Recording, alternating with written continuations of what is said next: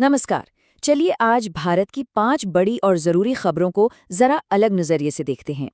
एक तरफ हजारों करोड़ के एक्सप्रेसवे बन रहे हैं, तो वहीं दूसरी तरफ आम आदमी की जेब पर महंगाई का बोझ भी लगातार बढ़ रहा है। तो सवाल ये है कि इन सबके बीच आखिर क्या कनेक्शन है? चलिए मिलकर पता करते हैं।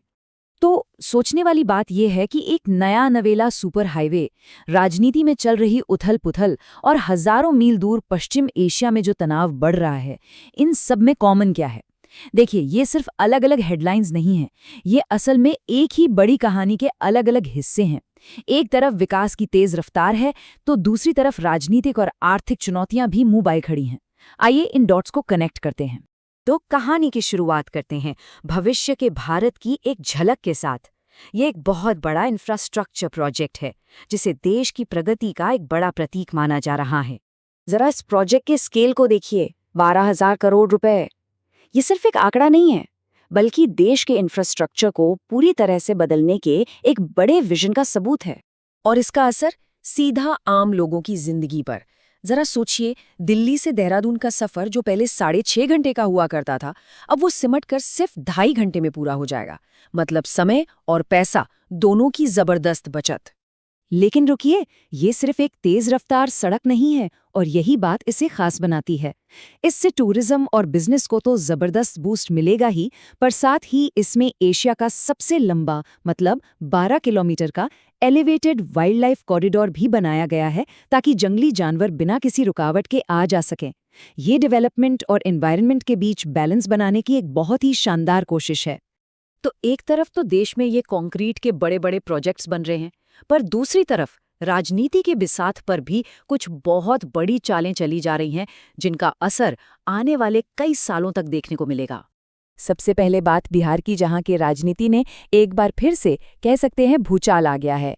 नीतीश कुमार ने इस्तीफा देकर एक बार फिर पाला बदल लिया है और अब एक नए गठबंधन के साथ सरकार बनाने की तैयारी में है। और पॉलिटिक्स के जो जानकार हैं, वो इसे 2029 के आम चुनावों से पहले का एक मास्टर स्ट्रोक बता रहे हैं। उनका मानना है कि ये एक ऐसा कदम है जो राष्ट्रीय स्तर पर विपक्षी एकता बनाने की कोशिशों को एक बड़ा झटका दे सकता है। अब बिहार से आगे बढ़ते हैं। इसी सियासी गहमा-गहमी के बीच अंबेडकर जयंती के मौके पर प्रधानमंत्री की तरफ से महिला आरक्षण अधिनियम को लेकर एक बहुत बड़ी घोषणा हुई है। तो प्लान ये है कि 2029 तक इस कानून को पूरी तरह से लागू कर दिया जाए। अगर ऐसा होता है तो ये भारतीय लोकतंत्र में महिलाओं की भागीदारी बढ़ाने वाला एक ऐतिहासिक कदम साबित होगा। अच्छा, ये तो हुई बड़ी-बड़ी बातें, बड़े प्रोजेक्ट्स, बड़े राजनीतिक वादे। लेकिन जमीन पर क्या हो रहा है?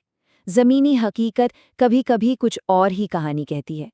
इसके लिए हमें चलना होगा नोएडा। यहाँ नोएडा के फेज 2 में बेहतर सैलरी और वर्किंग कंडीशंस की मांग को लेकर मजदूरों का एक शांतिपूर्ण प्रदर्शन अचानक हिंसक हो गया।